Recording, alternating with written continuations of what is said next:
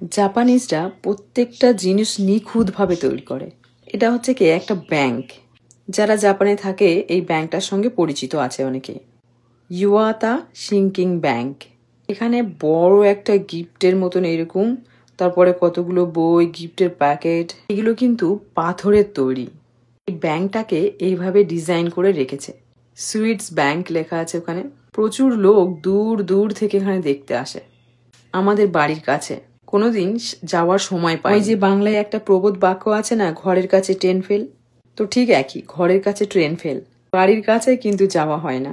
একটা ব্যাংক, সেই ব্যাংকটাকে যে এত সুন্দর করে ডিজাইন করে তৈরি করবে, কাঠের কত বড় একটা টেবিল আর চেয়ার তৈরি করেছে দেখুন। শিনচাং তো ভীষণ খুশি, তো বলছে এত বড় চেয়ার অ্যান্ড টেবিল। চেয়ার আর টেবিলটা ভীষণ বড় ছিল। ব্যাংকের অন্য একদিকে কফি হাউসের মতন একটা জায়গা ছিল, তাই লোকে এখানে সকালবেলা কফি পান করতে আসে। অনেকেই এখানে ব্রেকফাস্ট করতে আসে। এই রাস্তা দিয়ে যাই গাড়ি নিয়ে, সবসময় ভাবি এখানে লোকে কি করে, কেন এত ভিড়। আজকে এসে বুঝতে পারলাম যে কেন এত ভিড় হয় এই জায়গাটাতে।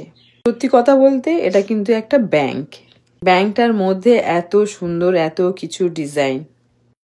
যারা জাপানে থাকে অনেকে জানেন যে জাপানিজরা একদম নিখুঁত।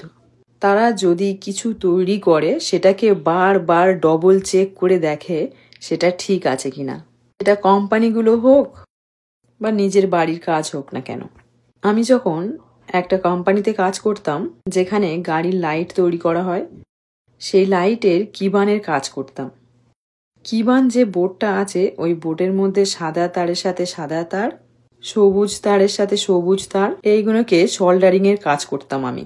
জাপানিজরা যে এতটাই সিনসিয়ার, আমরা যে তারগুলো সোল্ডারিং করতাম সেটাকে বারবার তারা চেক করে দেখতো যে ঠিক আছে কিনা।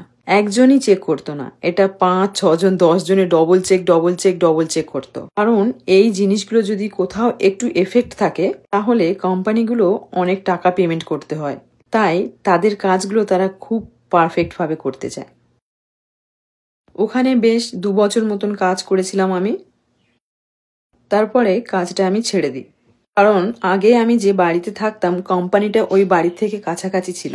বর্তমান যে বাড়িতে থাকি এটা কোম্পানি থেকে অনেকটা দূর হয়ে যেত, তাই কাজটাকে ছেড়ে দিয়ে এখন বর্তমান আমি যেখানে কাজ করছি এখানে এই 7 বছর হতে চলেছে।